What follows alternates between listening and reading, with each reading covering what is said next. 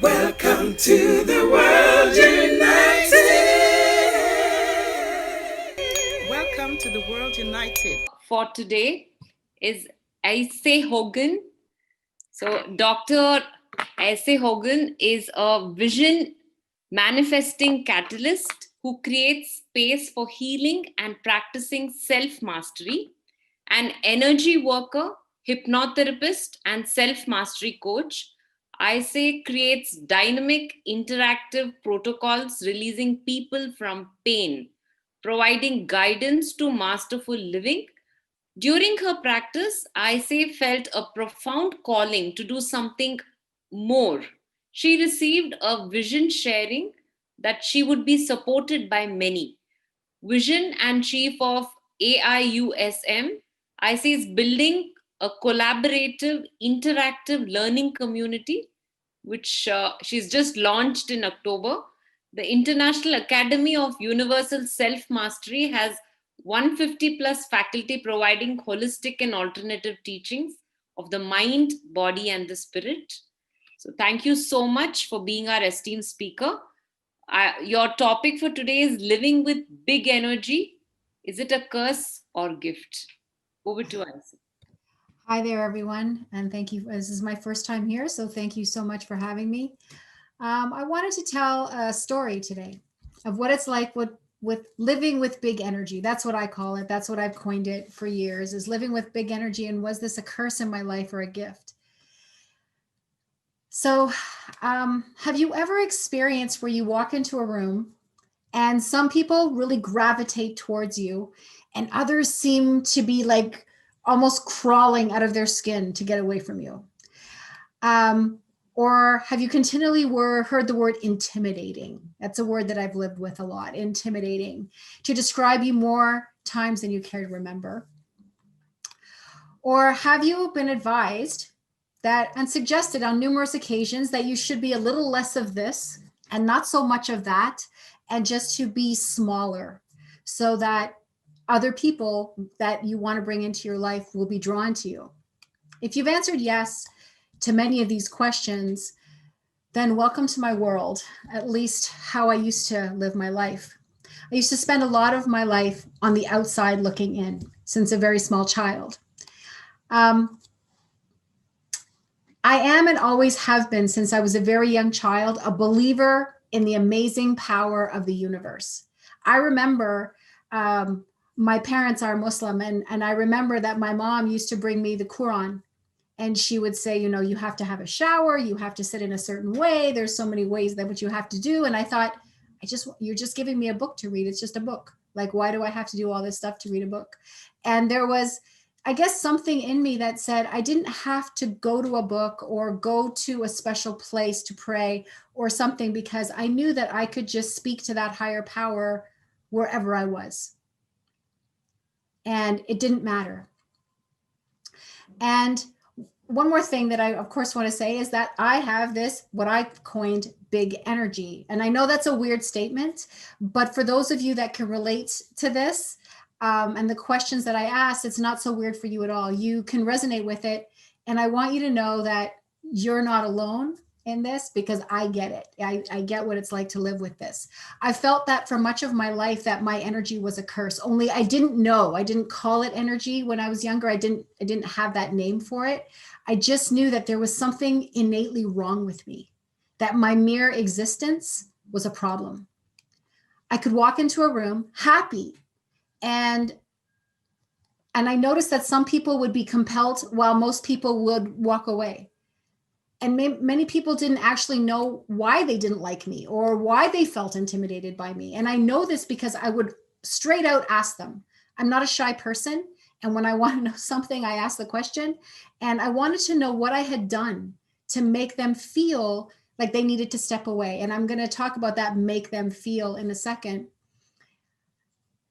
Women always felt a little intimidated about me, and not because I did anything or I act inappropriately, but I must have triggered something in them, and some fear that they just actually didn't want me around their husbands or their whatever. And I could never understand why.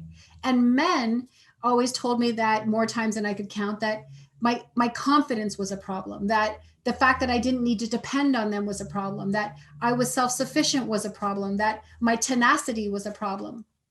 And a few of them made me feel like I made them feel like they were not good about, like they weren't good. They weren't good people. And I thought that that was a really odd thing to say. And I would spend hours upon hours going over conversations that I had with people in my mind, at what points I spoke, or when did I laugh, and what did I say, or what didn't I say, and what could I have done to make them feel better about themselves. And it seemed not only was I intimidating, I also had some innate ability that led people to reflect on themselves when they were near me, and what they didn't like what they saw, they didn't want to be around me anymore. And it didn't matter how much I praised them. It was just being around me was a strange place to be. So let me just back up for a minute. I want you to imagine for a moment a young girl, 5 years old, playing on a playground in this Western world, wearing a pretty but plain dress that her mother had sewn for her, with an unusual name like Aisha, and from an even stranger country named Turkey. She wasn't wearing what the other kids were wearing. Her skin was a little darker, olive tone. No one could pronounce her name properly, not even her teachers. And I'm sure you can imagine all the fun that the kids had at her expense. Now add into this energy that she was born with and didn't know about. She's not a shy girl. She tried to make friends. She tried to be part of things. She invited people to her home. When she was pushed down, she got back up. She really wanted to be involved. She just couldn't find the way or figure out why she wasn't being accepted. And this is where her isolation began. I'm not sharing the story of myself as a child to talk about a girl who was bullied and beat up. That's a different story for another day. What I'm sharing is when I look back, I can understand why now certain things in my life happened and played out the way that they did. How many things were not of my doing or in my control. I remember one day in high school, a group of boys told me that they wouldn't date me because my laugh was too loud. The same laugh that people love now and tell me is hearty and full of joy. I can't tell you how much that statement at that time had crushed me. I tried to change my laugh or not even laugh at all. I tried everything I could to fit in and nothing worked, so I just stopped trying. I left school in grade 12, finished my studies on my own. I left my home because I felt stifled and didn't fit in. It felt as if I was a mistake, and there was no way for me to fit in unless I completely gave up my nature. If I just did what everybody else wanted. But when I did that, that didn't work for me either. So growing up was a unique struggle for me, most definitely, but was it really? Those who have experienced similar things know exactly what I'm talking about. As an adult, I could go into any type of function and someone would always say intimidating, and how I learned to hate that word. Actually, it seemed that if I didn't participate and just stood there and listened, people would tell me how fun it was to be around me, that I had changed, that I wasn't so intimidating. So if I didn't participate and stood there like a picture, then I was fun. I didn't get it. So I wanted to be loved. For some reason, I could not make this work. I didn't feel sorry for myself. Okay, well, maybe I did just a little bit, but I was just in the wrong place at the wrong time. Something was really wrong with me, is what I felt. And I just didn't know what it was. So I began to observe and isolate myself even more. I spent all the time when I wasn't working by myself. I made a few friends, thought as long as I could make one really good friend in this life, then I was doing great. One other thing that I noticed was when I got emotional or upset or anything like that, no one could handle it. I could be there for everyone, but when I cried or when I was sad, people ran for the hills.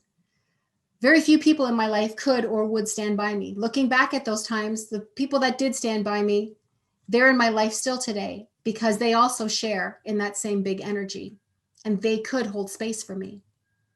I came to realize that what others found intimidating about me was me actually standing in my confidently in my power, always speaking my truth and my faith in the higher power. My intentions were always good, so I decided that I would no longer hide.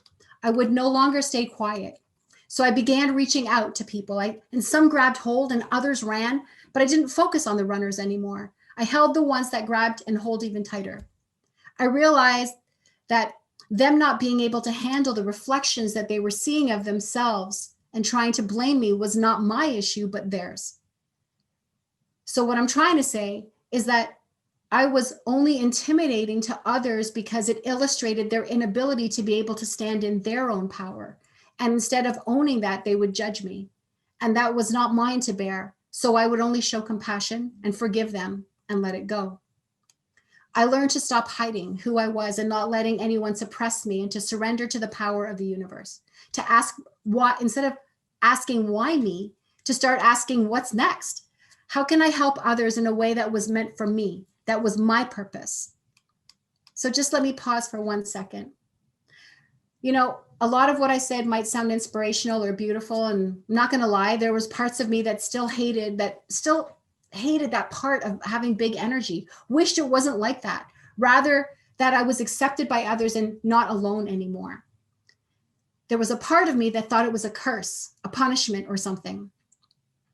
When my personal gifts started to shine as a child, I was told to shut them down, that they were bad things, that they would bring the devil. So I did as I was told. Later in my life, these same gifts decided that they would not be suppressed anymore. And I found myself wanting to slow them down. I had this enormous energy that already caused me so much pain and to be isolated. And you wanted to add some gifts to that. And I knew that I would be even more intimidating to others, if that was even possible. I wanted the gifts, but I couldn't understand the reason that there had to be this trade-off, that I would have to be alone.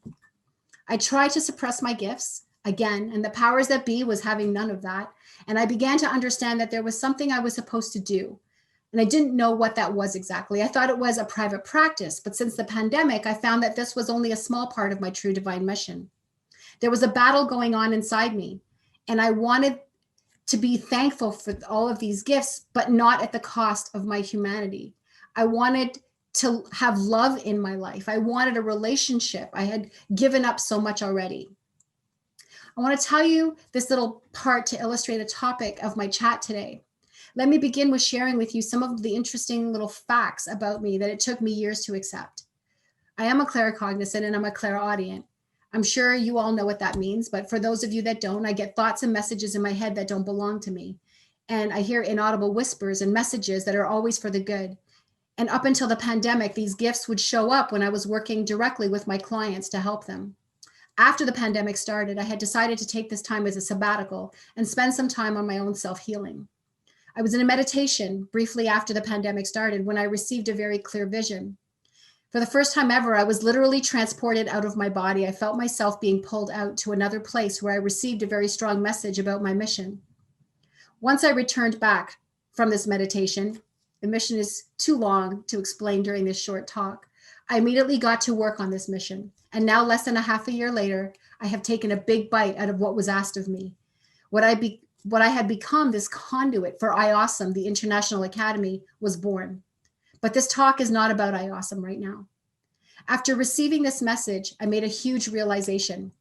My big energy was not a curse, but a gift. What? Really? Yeah.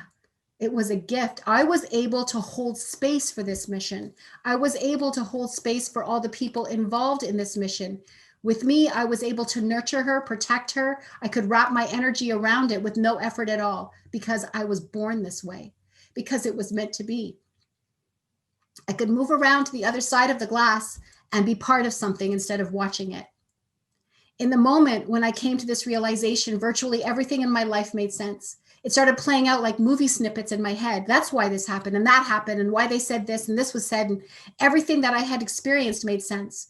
It's like someone turned on the lights and I could finally see where all the goodies were being stored. I could see my curse was not a curse at all, but this amazing, awesome gift. I must have cried for hours afterwards. I mean, cried, loud sobs, releasing all the years of anguish and heartbreak and isolation. I remember kneeling on the floor, hugging myself, rocking back and forth, and just releasing through my tears all the years of feeling like the underdog, all the years of feeling unwanted, all of the years of feeling unworthy and feeling like a mistake, all of the years of wondering if I was destined to spend my life alone and loveless. In that moment, a huge shift happened inside me, and I knew what it was instantly. It was freedom, and it was surrender. And I felt my insides change. I felt my mind spin. I saw myself being dunked under the water, only it wasn't water, it was my tears, as if it was being baptized or something. What is the moral of my story? Like in a fairy tale, my frog, the intimidating energy, turned into a prince. One of the gifts to humanity that humanity entrusted to me during this shift was my awakening as a visionary, a conduit with a divine mission. I have met many like me, many who have felt like the odd man or odd woman out, lived with the word intimidating, or told that their energy was too big, that they should make themselves small in the hopes of pleasing others, which caused dis-ease inside themselves because of it. The moral of this story is to surrender to the limitlessness within you and let yourself shine. You are worthy. You are meant for massive things. Remember that it is easy to hide under the blanket of darkness because it's familiar. You have lived with it and you know it. Even if it causes you discomfort, at least you know what to expect. But also remember that without light, there can be no darkness. But darkness is not the opposite to the light. Light can exist without darkness. However, darkness cannot exist without light. You are of the light. Therefore, stepping into it is simply a choice, a decision, a realization of who and what you are. You don't have to have a big energy like mine, and many others do this. And here's a little secret. I believe we all have this same big energy. It simply shows up differently for all of us. And we all have a divine mission. And I am like you, and you are like me, just different. And in the words of Marianne Williamson, when you let your own light shine, it liberates others to do the same. So I thank you in this moment for taking the time. And you are a gift. That is a fact. And perhaps it's time to unwrap it. Thank you. Thank you, AYSE. It was so heartwarming, so inspiring. Thanks for sharing. I'm sure Thank this you. message can reach out to so many of them out there, inspire them to love themselves and be themselves, be authentic. Thank you. I hope so. Thank you. Thank you so much. Yeah, so there is a small token of our appreciation. This is our way of saying thank you to you. The World United presents a certificate of appreciation to AYSE Hogan for being an esteemed presenter in the 3rd edition of the World Parliament on Spirituality 2020 North America. We are so grateful you've been with us, you've guided us, you've inspired us. Thank you so much.